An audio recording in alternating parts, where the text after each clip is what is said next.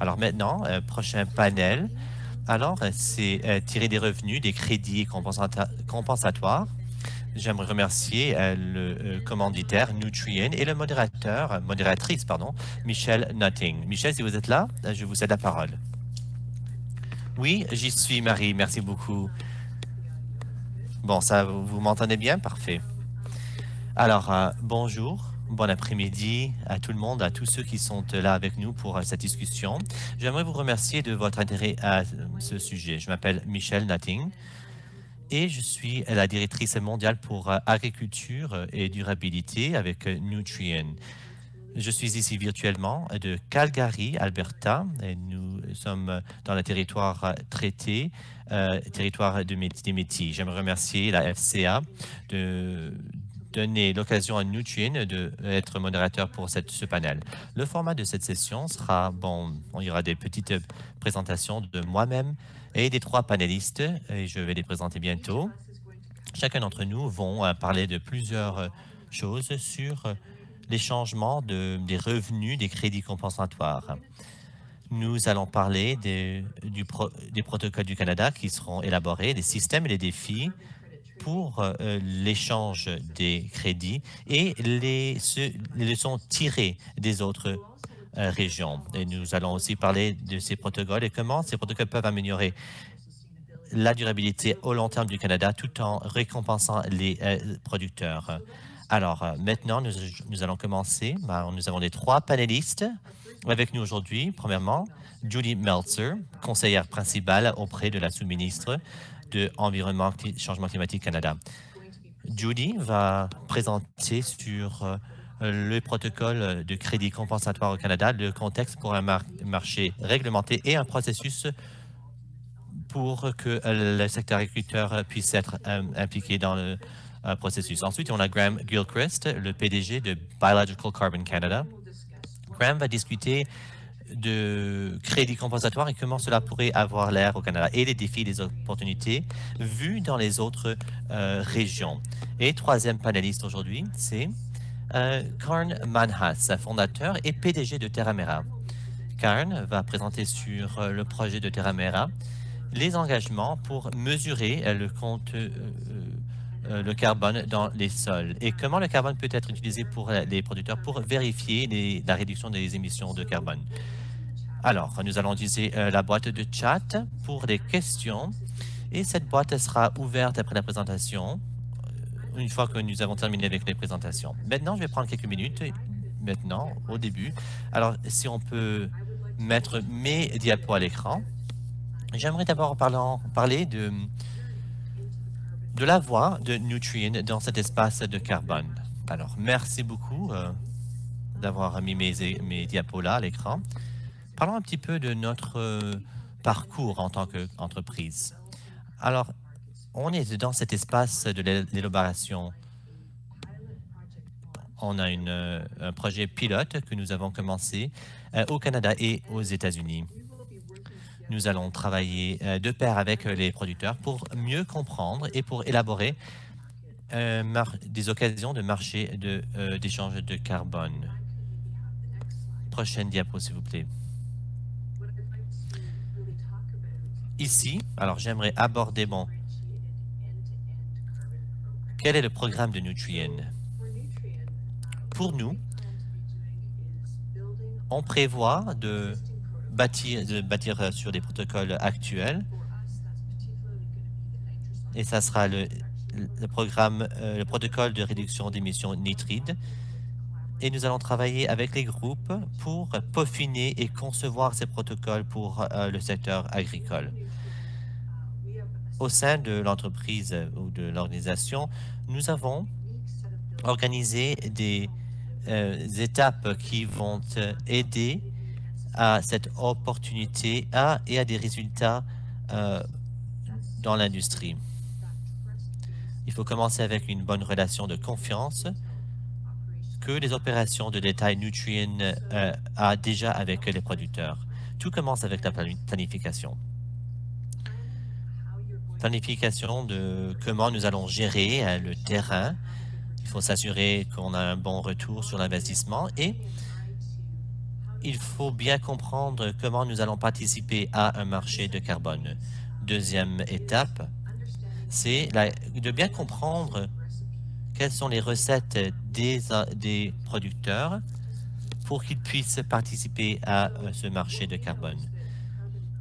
Les protocoles et les marchés de carbone nécessitent qu'on suit des pratiques qui réduisent les GES ou augmentent la séquestration. Ça, c'est la deuxième étape du programme Nutrien, c'est de se pencher sur toutes les pratiques, les produits, les services qui cadrent bien avec les protocoles pour la création des crédits de carbone et de livrer de la valeur et livrer des retours sur l'investissement pour les producteurs. Pour participer à un tel marché, il faut avoir un plan documenté, numérisé, qui démontre quelles sont les données que vous collectez et le processus qui est nécessaire quand on participe à un tel programme. Un des éléments serait peut-être de se pencher sur les prescriptions, l'intendance. Bon, ce sont des pratiques qui sont identifiées dans le protocole de réduction de nitride, l'oxyde de nitride, et par conséquent, réduire l'émission de nitride, oxyde de nitride. Ayant ce soutien pour la documentation, les données, ce qui est nécessaire en vertu de protocole, bon, c'est une chose qui nous mène ensuite à un crédit de carbone. Il est important de travailler avec ces outils qui sont déjà utilisés par les producteurs pour bien comprendre comment nous pouvons faciliter la collecte de ces données et d'assurer que ces données deviennent donc un résultat validé. Alors, un des domaines où on peut apporter des améliorations, c'est dans les protocoles actuels, c'est la compréhension, de bien comprendre la technologie dans la production de cette donnée qui donc confirme la réduction de GES. Et ensuite d'avoir ces étapes de monétisation. Cela nécessite donc la participation à un marché réglementé et un registre. Alors, il y a donc beaucoup de services qui peuvent être offerts d'une plateforme de données. Comme ça, les producteurs puissent participer à la monétisation des crédits qui se trouvent sur un registre. Et dernière diapo, s'il vous plaît. Parlons maintenant de l'objectif. Alors, selon nous, il faut avoir des crédits compensatoires de haut niveau, que ce soit grâce à une participation à un marché comme le Canada, comme le Canada veut voir, hein, ou d'autres initiatives. Bon, il est important que l'agriculture puisse produire des crédits compensatoires. Et on peut parler de ces principes de base. Alors, les crédits compensatoires, qu'est-ce que ça veut dire quand c'est de haute qualité? Il faut avoir des réductions des émissions qui sont réelles, crédibles et qui qui s'ajoute aux pratiques actuelles et la compensatoire doit être permanente, comme tout sera documenté. Et s'il y a un revers, il y a aussi un remplacement. Et il faut que tout cela soit vérifié aussi. Alors, comment participer à une évaluation des tierces qui est nécessaire dans la documentation? Et finalement, comment aider les producteurs à participer à un marché enregistré, tout en identifiant qui est propriétaire des crédits compensatoires. Et ça, c'est important. On ne veut pas avoir des chevauchements.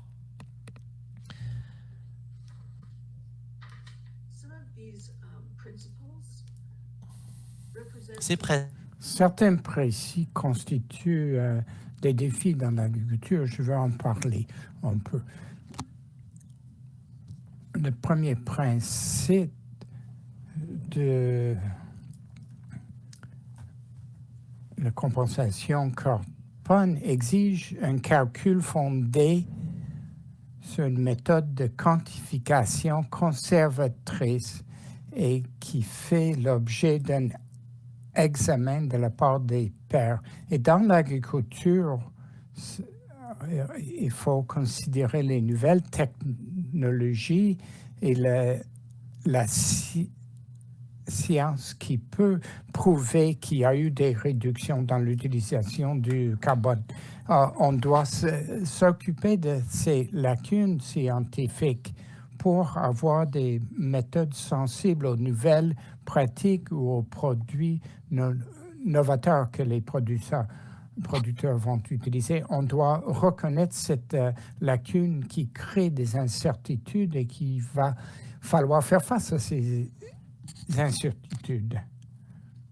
Le prochain principe dont je voudrais parler, c'est l'additionnalité. Dans un marché du carbone, l'acheteur cherche un changement,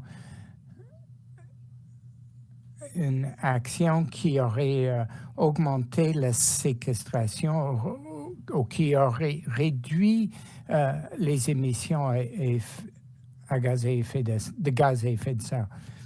Dans l'agriculture est une industrie technologique. Nous avons des pratiques très avancées qui ne sont pas très bien représentées dans les résultats scientifiques. Alors, les producteurs qui adoptent déjà ces pratiques ne devraient pas être à l'écart de ces occasions du marché de carbone.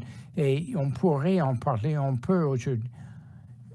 Il faut bien comprendre comment les producteurs qui réduisent déjà bien leurs émissions doivent avoir la possibilité de participer à ce marché et aussi la permanence. Et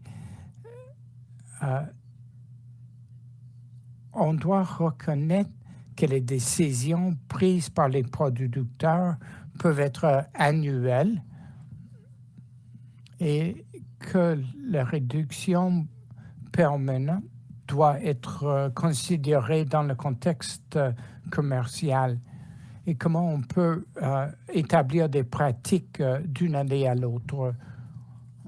Ces principes ou orientations produisent des défis pour nous.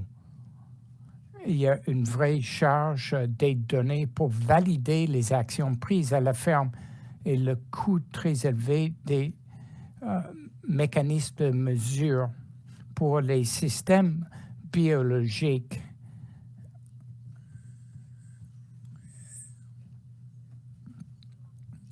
Alors, on a besoin de systèmes qui nous aident à aborder l'incertitude et le fait qu'on ne compte pas toutes les réductions des émissions. On peut améliorer la numérisation des systèmes pour pouvoir utiliser des renseignements numériques dans un protocole. Voilà certaines difficultés que j'ai remarquées. Je veux commencer cette présentation et donner la parole à Judy Mercer, qui travaille à Environnement et Changement climatique Canada. Je vous remercie de vous intéresser à ce sujet. Vous avez peut-être des questions. Judy, est-ce que vous pouvez adresser la parole à notre groupe? Est-ce que vous m'entendez bien? On peut passer à la deuxième diapo. Je veux remercier de m'avoir invité. Je suis ravi de faire partie de ce panel. Félicitations à la CFA et à ses partenaires pour avoir créé cet espace virtuel qui fonctionne bien. Je suis très contente d'être ici. je vais faire un aperçu assez général du système de compensation carbone et je peux donner de l'information plus détaillée et vous envoyer des documents si vous y intéressez. Il y a beaucoup de personnes qui sauront qu'on est en train d'élaborer un système de compensation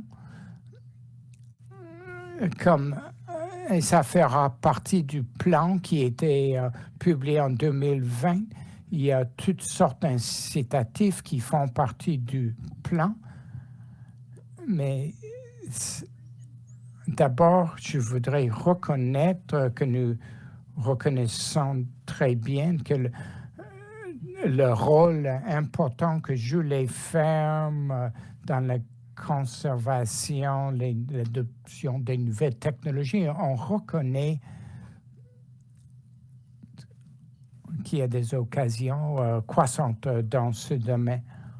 Le système doit créer des occasions dans cet espace et gagner des revenus pour les réductions dans les projets admissibles et en faisant cela, renforcer les incitatifs et les investissements du secteur privé. Les crédits sont générés par des activités qui réduisent ou retirent et chaque crédit est pour 1 tonne de gaz à effet de serre. Alors, l'utilisation de ces crédits dans le système, ils peuvent être vendus aux installations industrielles réglementées en fonction du système de l'industrie, le système qui existe dans de différentes provinces et territoires depuis 2019 et on va l'utiliser comme un système où ils vont pouvoir acheter et utiliser ces crédits pour se conformer à leurs obligations de conformité. Même si c'est l'objectif principal pour la création de ce système, on s'attend à ce qu'il y ait d'autres sources de demande pour ces crédits. Quelques exemples pourraient être des initiatives gouvernementales sur les différents paliers. Le secteur privé pourrait vouloir réduire ses émissions et aussi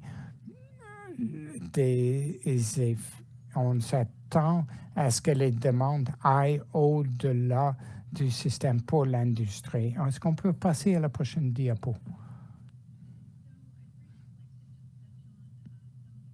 Je voudrais parler un peu du design en créant ce système. D'abord, le design est motivé par du travail réalisé en 2017 et 2018 avec le Conseil canadien des ministres de l'Environnement. On a fait du travail pour créer un cadre pan-canadien.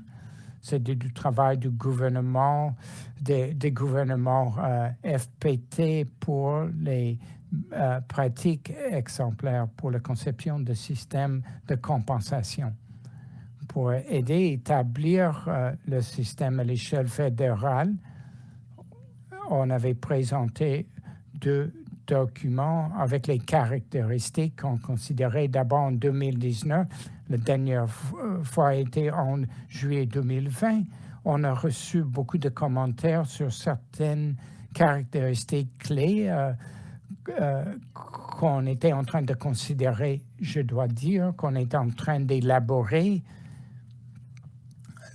ces conceptions et je vais faire une mise à jour sur ça sous peu. Mais le système fédéral doit avoir une portée nationale. Il y a 3 principes. Les réductions doivent être au Canada, être complémentaires aux politiques existantes et le plus simple possible du point de vue administratif. Pour générer un crédit, on doit obtenir des réductions qui auraient commencé après le 1er janvier ou après 2017. c'est la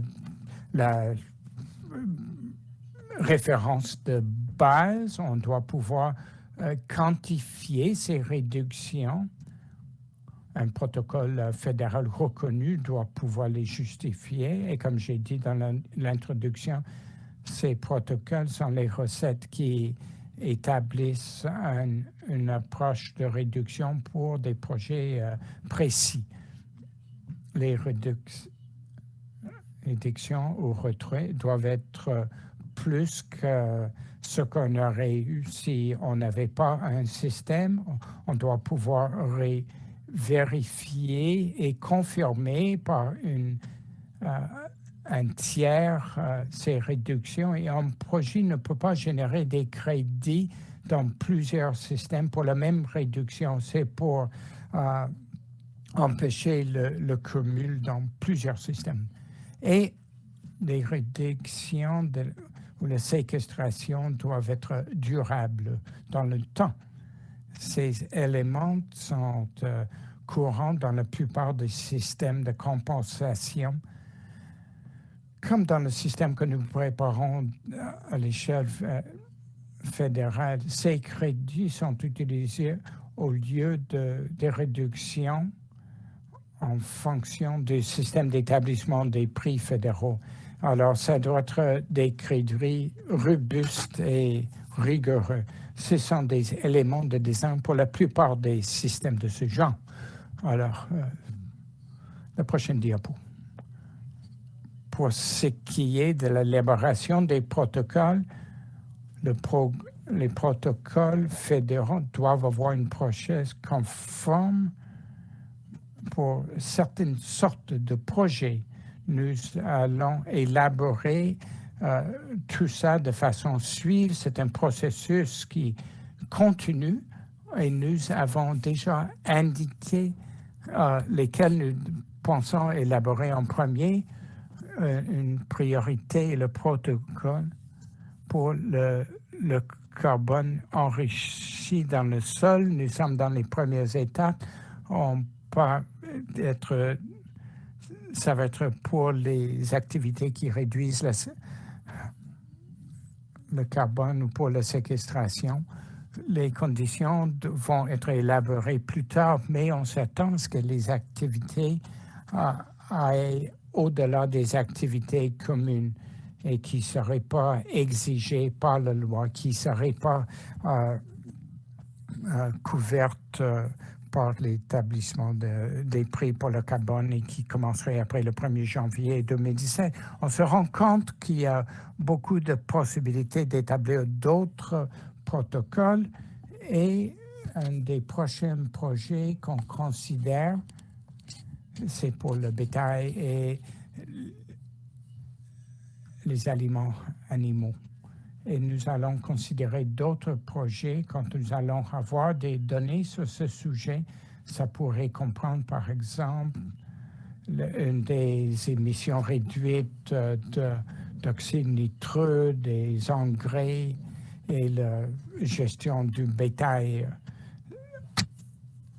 On va suivre de près les analyses et les données et la possibilité de quantifier toutes ces choses. Maintenant, la diapo numéro 4, je voudrais parler des prochaines étapes dans le processus. Nous sommes en train d'élaborer les règlements. On s'attend une ébauche qui serait publiée dans la Gazette au cours de cet hiver, au cours des prochaines semaines, et on prévoit un règlement final en automne 2021. On est en train d'élaborer le protocole en même temps que les règlements. Les règlements vont établir un cadre léger, mais le protocole va être fait en même temps et on veut commencer à l'automne 2021. On va chercher beaucoup de commentaires externes sur les protocoles d'élaboration. On veut avoir votre engagement et aussi d'autres ministères, Agriculture Canada, et aussi de la part des experts techniques, des intervenants et d'autres parties intéressées. Nous sommes en train d'établir une liste d'experts techniques et nous pourrons, je ne vais pas parler du détail maintenant, mais on peut vous donner plus de renseignements sur le processus et on s'attend à initier le programme au printemps. Je devrais dire qu'il y a beaucoup de détails sur la façon de présenter une demande, mais si on peut trouver ça au site web. Il y a des formulaires pour la participation au processus. Je reconnais que l'aperçu était très rapide et je peux donner plus d'informations. On a envie de continuer à travailler avec vous. On pense que c'est une très belle occasion et merci beaucoup, Judy. On aurait dû coordonner les présentations. On a parlé des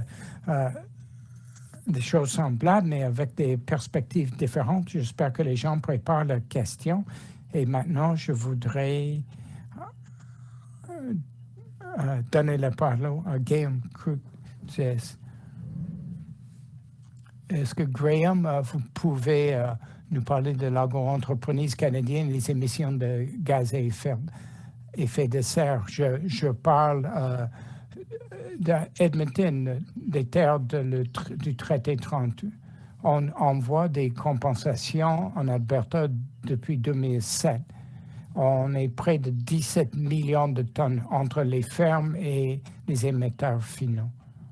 Et on est près de 295 millions de dollars. C'est vraiment de l'argent qu'on envoie. Le prochain diapo. Quelquefois, je pense que c'est la politique, une politique agricole. Il faut comprendre que c'est un nouveau secteur du point de vue agricole et on doit le considérer. Le prochain. Du contexte, je veux remercier ces syndicats. On voit là où sont les émissions. Ça vous donne une idée de la provenance des émissions canadiennes. Et si vous regardez l'orange, c'est la densité agricole au Canada. Ça vous donne, surtout dans l'ouest du Canada, au sud de Toronto et par le fleuve Saint-Laurent et dans les maritimes, ça vous donne une idée de la densité et de la foresterie. Le prochain diapo.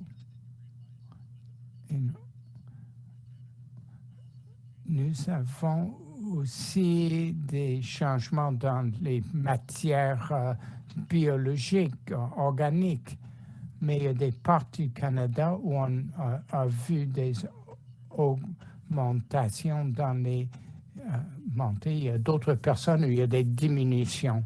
En fin de compte, nous devons nous ajuster parce que ça joue un rôle important.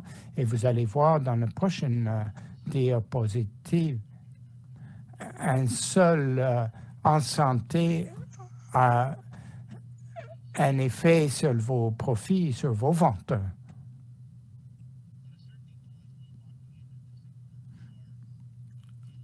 On fait face à des débats. Plusieurs personnes l'année dernière ont fait des commentaires sur les taxes et le prélèvement et ont fait des commentaires très forts. Prochaine diapositive, s'il vous plaît. Je veux vous donner du contexte. Ce que vous voyez provient du dernier rapport sur les émissions d'Environnement Canada. On voit le total et ensuite, du point de vue des émissions, nous restons assez stables par rapport aux émissions totales. on a vu une augmentation de 2000 à 2011 et la conversion vers le développement urbain. Prochaine. Et vous voyez ici, c'est le changement annuel, une diminution avec le temps, mais il y a aussi un point positif dans les émissions pour l'agriculture. Si on garde la production agricole, l'utilisation du carburant, les animaux, on voit ce qu'on a fait pour les émissions des deux côtés. En faisant la ventilation, nous voyons que dans l'ouest d'Alberta, on voit l'ouest du Canada, c'est assez stable, c'est au-delà de 20 millions de tonnes. Le Saskatchewan, ça continue à monter. Manitoba et la Colombie-Britannique sont en bas. Le Québec augmente un petit peu. L'Ontario aussi me semble stable. Et dans les maritimes, à l'exception de Terre-Neuve, en général, les émissions dans les maritimes sont en train de diminuer. La prochaine diapo maintenant. Si on voit les sources et les sinks dans la production animale et de récolte, les productions de récolte sont en train d'augmenter, mais la production animale reflète ce qui se passe avec les stocks d'animaux. Production végétale maintenant. Voici ce qui se passe dans l'ouest du Canada. On voit des augmentations dans la même chose en Ontario et au Québec. Et les maritimes montent et des descentes, mais les émissions sont en train d'augmenter pour la production des récoltes. Et l'utilisation de carburant à la fin par des appareils fixes, nous voyons des changements, surtout en Saskatchewan. Le Manitoba et la Colombie-Britannique sont complètement en bas. L'Ontario, ça monte, ça descend. Et dans les maritimes, on voit une diminution générale dans les 4 provinces. La prochaine. Et les animaux d'élevage, maintenant, on voit, ça reflète surtout les troupeaux de bœuf et les troupeaux laitiers. Et on voit la montée avec la production animale et une diminution depuis. En maritime, on voit la réduction la plus importante depuis 1990. La prochaine. Ce qui est intéressant, c'est que même si les émissions baissent, les émissions pour les animaux, et quand on voit les émissions totales de la fermentation, on voit une baisse dans les émissions totales, mais on voit une augmentation pour chaque animal. Il y a des choses intéressantes dans ces données. La prochaine diapo. Graham? Je vous donne 2 minutes seulement. D'accord? Bon. Je vais me dépêcher. On va continuer. Je veux dire que la question la plus importante, est-ce que la courbe pour les fermes va changer ou est-ce qu'on va changer la courbe dans le rapport? Il y a 4 marchés. On a parlé un peu, on a un marché réglementé. C'est pour les certificats. On voit le marché volontaire, l'empreinte des gaz à effet de serre et ensuite les ventes choisies. Nous avons des défis dans les prochaines diapositives.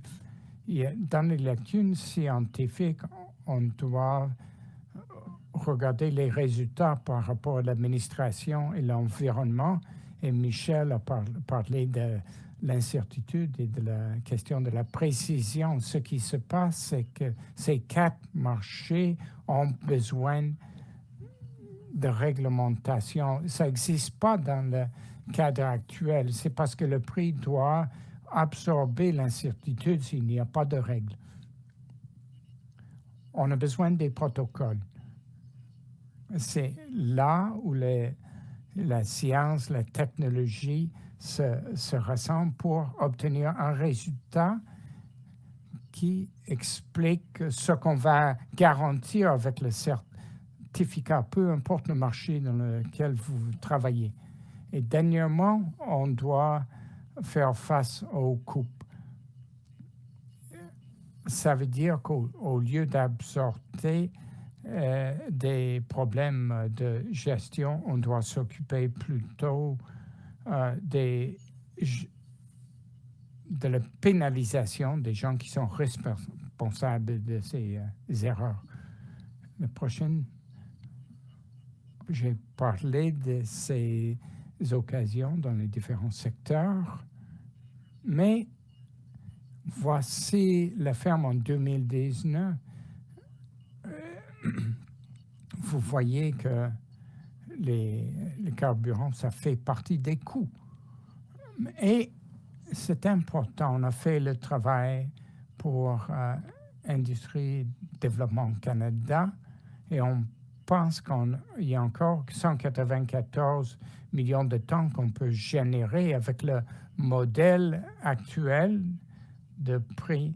C'est à peu près 565 millions d'argent qu'on peut capturer. Alors, avec la prochaine diapositive maintenant, il y a plusieurs choses dont il faut être conscient. Le marché des compensations va avoir un effet sur le revenu. Si on essaie de garder 30% de plus d'engrais, ça, c'est aussi un changement pour la marge brute si on regarde l'utilisation du carburant à la ferme. Et si on veut réduire le diesel et le gaz naturel, il y a des épargnes qu'on peut obtenir. Peu importe vos visées, il va y avoir des changements dans la marge du côté de la ferme. J'ai fait du travail. Voici ce qu'on a vu avant nous, 35,35 $. C'est la valeur pour le gaz à effet de serre. Si on peut convertir ça dans des projets qu'on peut commercialiser. La dernière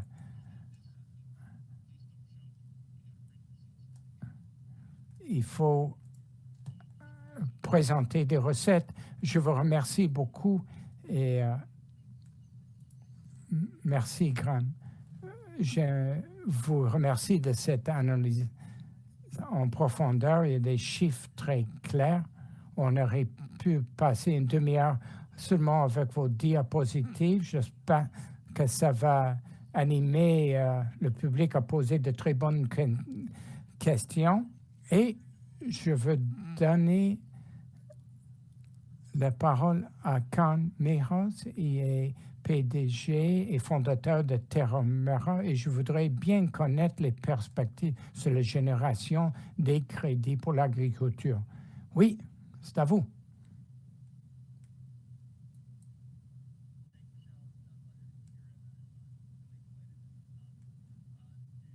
Je suis ravi de pouvoir parler de ça et je félicite le FCA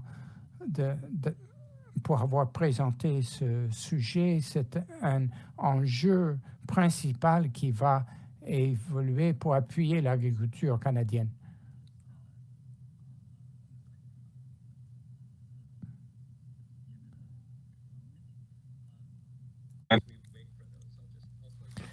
Entre-temps, je vais dire que je suis à Vancouver, territoire traditionnel des Musqueam, Squality et Squamish.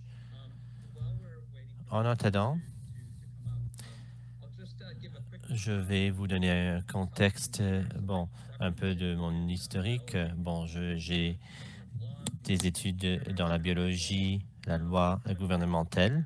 Et bon, Ethereum a été conçu à partir d'un argument il y a 11 ans. On voulait se concentrer sur l'utilisation de la technologie et de transformer la façon dont on fait pousser de la nourriture. On a une équipe de 130 personnes à peu près. Et on croît rapidement. On a 110 personnes ici au Canada, dont la majorité, 80 personnes, sont au développement. On est scientifiques, biologistes, chimistes et des ingénieurs. Prochaine diapo, s'il vous plaît.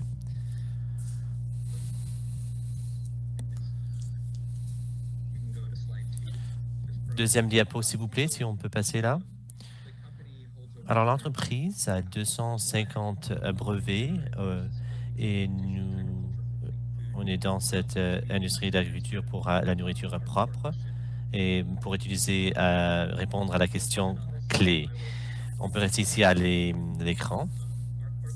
Une autre question clé, comment utiliser la technologie pour déclencher l'intelligence dans la nature pour que on prospère, pour qu'il y ait de la prospérité pour tout le monde. Alors, on utilise cette technologie à ces trois objectifs qui sont devant vous maintenant. Et maintenant, je vais aborder notre technologie pour quantifier la séquestration de carbone dans le sol qui soutient les 3 points. Comme Graham vient de dire, cela équivaut également à la santé de l'entreprise et nous allons continuer là-dessus. Prochaine diapo. Il y a plusieurs problèmes dans le secteur agricole. Il y a beaucoup d'inefficacité à cause des maladies, des ravageurs, etc.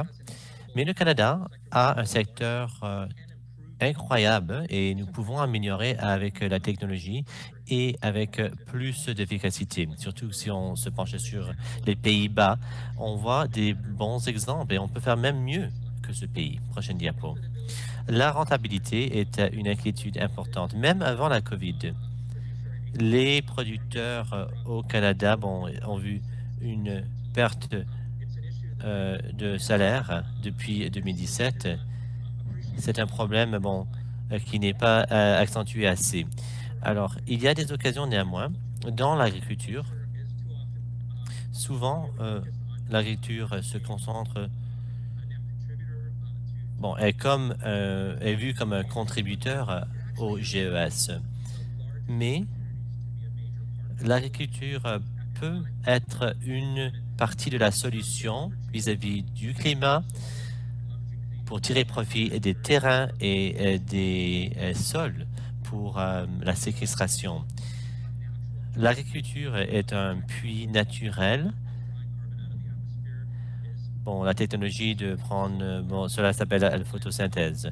Alors, plus les plantes peuvent prendre le carbone de l'atmosphère, plus le carbone se trouve dans le sol. Si plus de carbone peut rester dans le sol, on peut renverser la donne et aussi assurer la rentabilité de l'agriculture. Michel avait parlé du fait que cela va devenir une réalité. La séquestration peut être une occasion qui représente beaucoup d'argent, 50 $ de plus par acre vis-à-vis de la marge. Prochaine diapo. Quel est le potentiel ici au Canada? Le Canada a 160 ou a plusieurs terrains d'agriculture. Cela pourrait représenter des tonnes de carbone séquestré grâce à l'agriculture. Et donc, Canada pourrait respecter l'accord de Paris et on peut être à un niveau de négatif dans vis-à-vis du carbone. Alors, qu'est-ce qui est l'obstacle? Il y a plusieurs barrières, oui. Il faudrait surmonter les barrières. Michel a parlé de quelques barrières, par exemple, l'incertitude dans les systèmes pour valider quantifier ce qui se passe du sol et le coût élevé. Voilà le problème le plus important, c'est de quantifier le sol, le carbone dans le sol et le montant de carbone qui se trouve dans le sol après les activités sont faites et si le carbone a pu changer dans cet acre.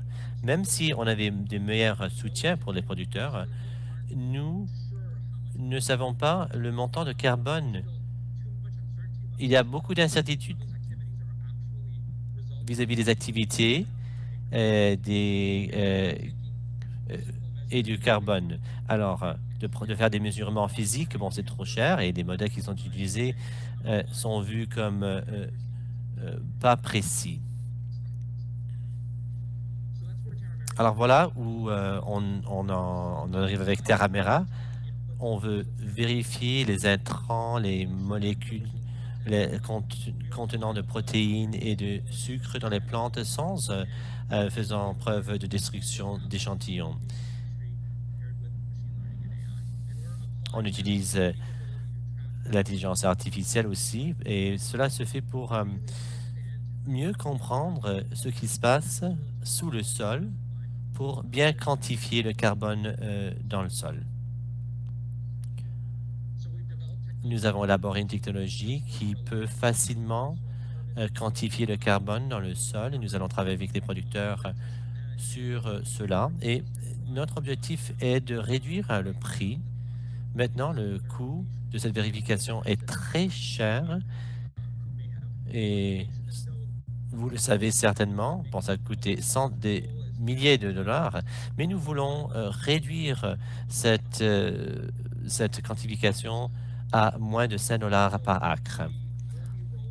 Nous allons faire le déploiement du système. Nous allons travailler avec les producteurs pour les premiers 300 000 acres cette année. Nous allons aborder cela bientôt. Nous allons faire l'annonce formellement bientôt. Mais les 10 000 acres vont commencer probablement dans la région de Peace River, en Colombie-Britannique et en Alberta. Ces projets pilotes seront financés pour aider les producteurs qui y participent. Et nous avons des partenariats que nous allons annoncer bientôt. Alors, restez à l'affût. Alors, si vous vous intéressez à cela, vous pouvez vous inscrire en ligne avec le lien terramera.com et vous pouvez cliquer l'onglet pour agriculteurs et vous allez voir l'information là. Pour ces projets pilotes, nous allons trouver des producteurs qui vont vouloir travailler avec nous pour nous donner leur rétroaction. Comme ça, on peut améliorer le système. Si vous avez des problèmes, des questions, envoyez-moi un courriel. Prochaine diapo. La technologie peut être une force pour le bien. On veut se concentrer sur les résultats et aussi les salaires, oui, avec des bons soutiens. Et comme ça, les producteurs peuvent prendre les décisions de ce qui devrait se faire sur leur terrain. Nous avons une véritable occasion pour se concentrer sur les résultats, pour assurer des résultats et des résultats durables. On veut aussi enlever cette division qui existe entre les zones d'agriculture, parce que ces pratiques peuvent être utilisées, peu importe les pratiques d'agriculture. Que suit le producteur? C'est une chose qui peut être utilisée pour tout. Et comme ça, on peut se concentrer sur les résultats. Nous apprécions le travail de la FCA et nous allons continuer à travailler avec la FCA, avec vous, pour soutenir dans le déploiement de ces outils. Merci beaucoup. Karn, merci beaucoup de votre exposé. C'était fort intéressant de voir que nous deux font des pilotes de projets. On essaie de trouver des solutions. On veut fournir des suggestions et des occasions qui vont aider avec la mise en œuvre. Et cela sera utilisé par les producteurs. Alors, il y a beaucoup de défis, oui, il y a beaucoup de questions. Nous avons des questions. J'espère que le public aussi aura des questions. Alors, premièrement, j'aimerais remercier Judy Graham Carn de cette discussion stimulante. Et maintenant, bon, je crois que vous pouvez poser des questions dans le chat. Si vous pouvez indiquer votre nom, votre organisation avec la question et si vous pouvez nous dire à qui la question s'adresse. Et si nous avons beaucoup de questions, je sais pas que c'est le cas, nous allons essayer de répondre aux questions même après la session. Alors, cela étant dit, je crois que Matt Houston va prendre la parole pour me dire si nous avons des questions qui se trouvent dans la boîte de clavardage. Je vais juste vérifier avec les modérateurs. Merci. Oui, il y a quelques questions du parquet. Premièrement, Bill Campbell de Peastone Agriculture et une question pour Graham. Pouvez-vous parler des émissions augmentées dans l'ouest du Canada relatives à la production augmentée? Ça ne serait pas une meilleure comparaison de comprendre aussi, d'inclure aussi la production relative aux émissions de gaz à effet de serre? Oui, bonne question. Écoutez, ça c'est une réponse d'emballage. Bon, d'après les données, cela découle du rapport directement et ce sont les chiffres rapportés par le Canada. Plusieurs institutions, bon, les producteurs laitiers du Canada, qui font l'emballage de leur changement GES et leur niveau de production dans un coefficient d'efficacité. Alors, ça, c'est une question qui porte non seulement sur des niveaux de pollution, mais si on examine ces données métriques, bon, au niveau à la ferme, vous donne une mesure d'efficacité, que ce soit positif ou négatif. Et il faut décider ensuite, dans quelle direction on veut diriger ces émissions. Et ensuite, on peut continuer à voir où nous allons se rendre. Merci, Graham. Prochaine question. Prochaine question, Andy Kivenhoven pour Judy. Il y a des équipements qui seront changés à l'électrique. Est-ce que ça, c'est considéré comme un protocole de changement?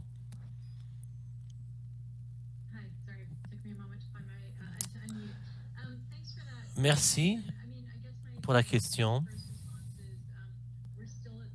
Bon, écoutez, nous sommes au balbutiement de ces protocoles et l'élaboration de ces protocoles. Alors, nous avons repéré les protocoles qui seront élaborés d'abord, mais ça, c'est une question que nous allons devoir, à laquelle nous allons devoir répondre. Mais pour répondre généralement, ça sera additionnel aux affaires habituelles de l'entreprise. Un exemple serait, bon, s'il y a des changements ou les pratiques sont relatifs aux tarifications du carbone, ça veut dire que ça ne sera pas, additionnel. Mais nous allons devoir revenir sur cela pour ce qui est des pratiques précises.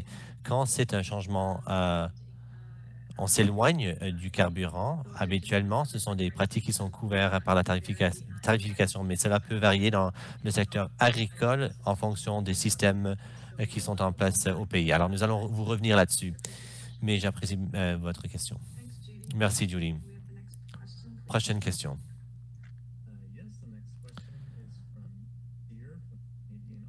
Question de EAR, l'Alliance.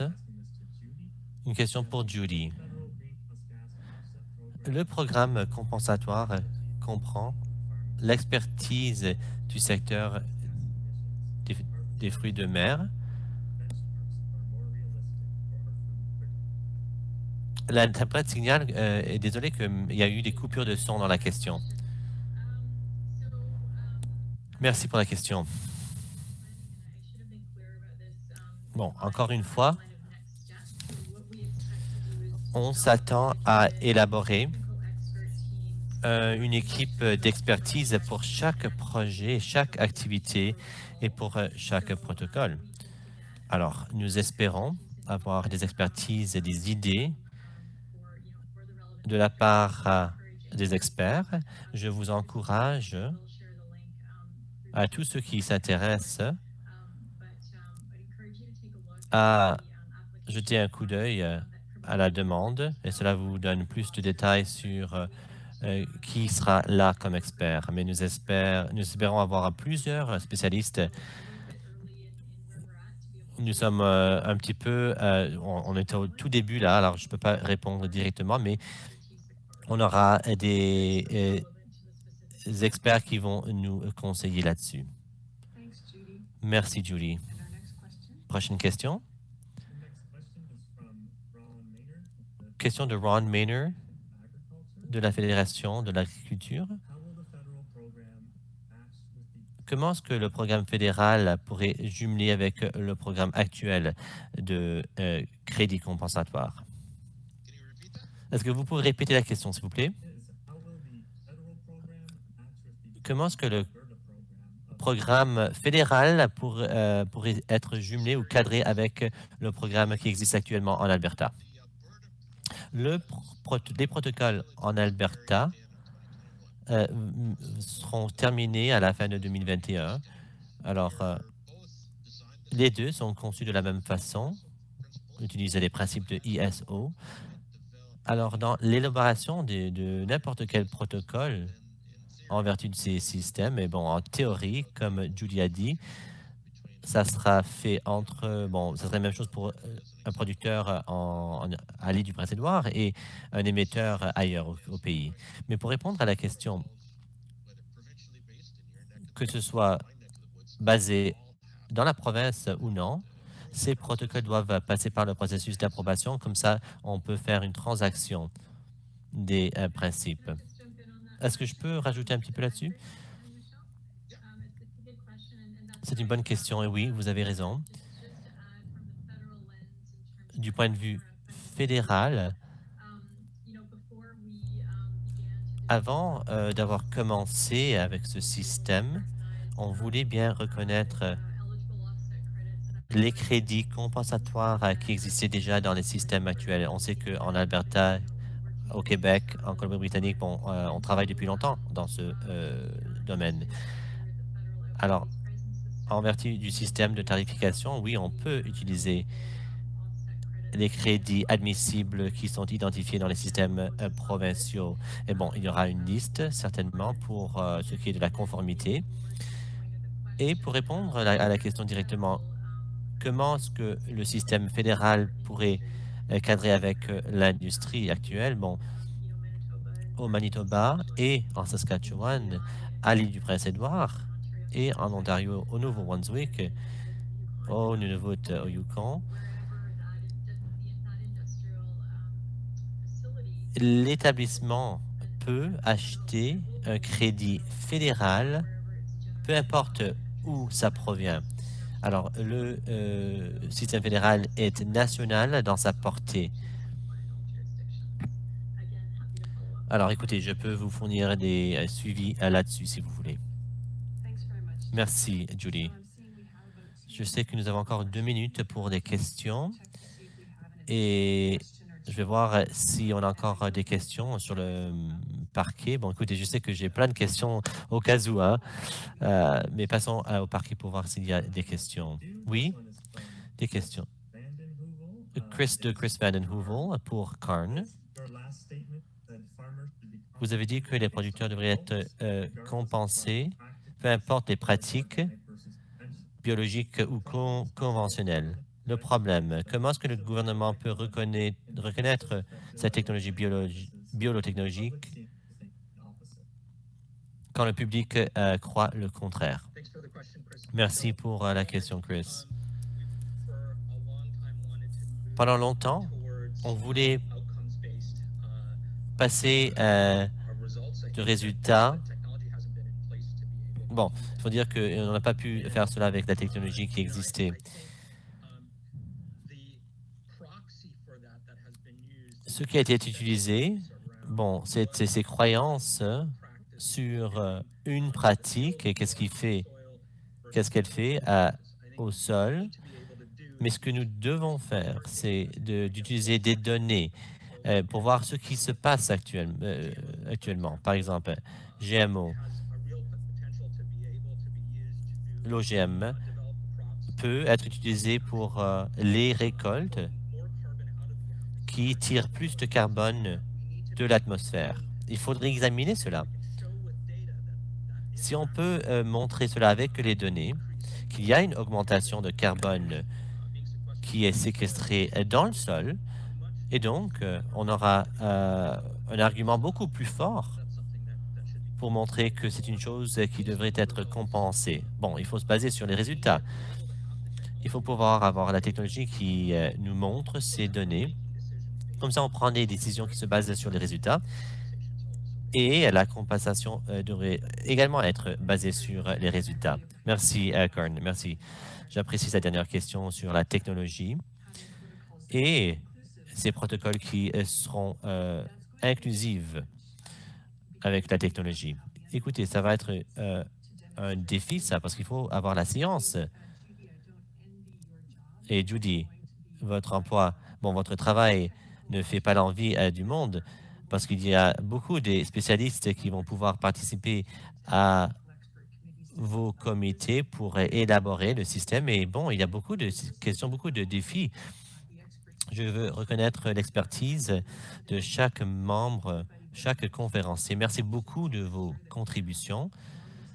Bon, je sais qu'il y a beaucoup de questions que nous n'avions pas pu à laquelle nous n'avions pas pu répondre.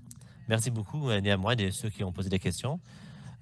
On nous a dit qu'on va recevoir des questions et en tant que conférencier, nous allons essayer de faire de notre mieux pour répondre à la question. Il y a beaucoup de travail à faire et je crois qu'il y a une place pour tout le monde. Je suis très encouragé par ce que j'ai entendu aujourd'hui grâce à la connaissance qui existe au Canada et j'aimerais remercier la FCA de nous avoir donné l'occasion aujourd'hui de examiner ces enjeux avec vous. Cela étant dit, je recède la parole à notre Marie. Merci beaucoup, Michel. Merci, Nutrien, aussi d'être un commanditaire. Merci beaucoup aux conférenciers. Vous avez beaucoup fait et nous apprécions vos expertises, votre dévouement et le temps que vous avez dédié à ce travail.